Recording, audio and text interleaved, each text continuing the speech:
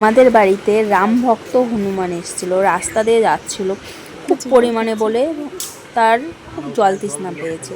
ওই লোকটা বলল পাশে মুসলিম বাড়ি ছিল, সেই বাড়ি থেকে জল দিয়েছিল, খাইনি, কিন্তু আমাদের বাড়ি এসে জল দেওয়ার পরে খেয়েছে। জানি না, জাত ভেদাভেদ আমি কখনো করি না, কিন্তু একটা পশু সে ওই বাড়ি থেকে খেলো না কেন, সেটাই আমার ভাবনা। আর কি বলতো, আমাদের মতন মানুষ পশু পাখিকে খুবই ভালোবাসে। সেও এসেছে, জল খেলো, একটু বসলো। যখন বলছিল বাড়িতে যাবি, প্রথমবার বলছিল না যাব না, পরের বার কিন্তু হাঁটা দিল। তারপরে একটু নাচছিল, মানে খুব পরিমাণে তেষ্টা পেয়েছিল। তারপরে জল খাওয়ার পরে একটু মজা করে নিল। তারপর আমার শাশুড়ি মা ঘর থেকে একটা কলা এনে দিয়েছিল, তো সবাই বলছিল ওকে মানে ছুলে দিতে, নাহলে খেতে পারবে না।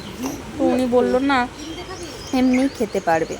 তো দেখলো একাই, দেখো এরকম ছুলে ছুলে খাচ্ছে।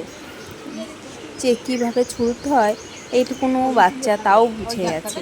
আর সবাইকে বলি, আর ও সবাইকে আশীর্বাদও করে গেল। হাত দেখতে চেয়েছিল, কিন্তু আমি সেটা বিশ্বাস করি না এটা গুজব কিনা, সেই কারণে আমি হাত দেখাইনি। তো কলা জল খেয়ে চলে গেল। উনি বলছিল যে হাত দেখে সব কিছু বলে দেয়, আর আমার ভয় লাগে কি বলতে, কি বলবে।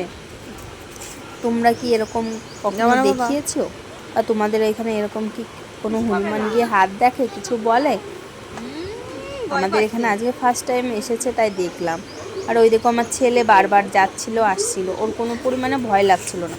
ও একটা কুকুর দেখলে যে কি পরিমাণে ভয় পায়, আর আজকে দৌড়াদৌড়ি করছিল। আমি ওকে বারবার বলছি যাস না পাপা, কামড়ে দিতে পারে, কিন্তু তাও